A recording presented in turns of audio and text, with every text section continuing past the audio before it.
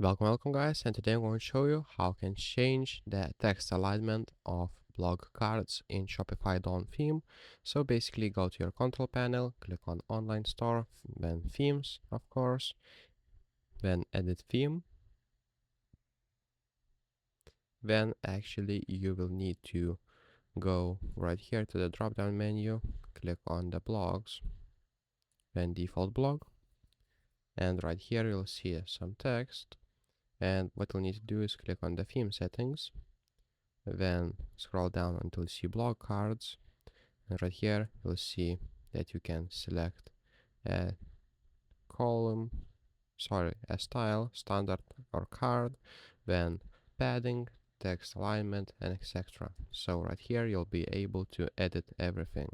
So if this video was helpful, please make sure to subscribe to Guide to Everything, comment down below for the algorithm, and see you in the next one.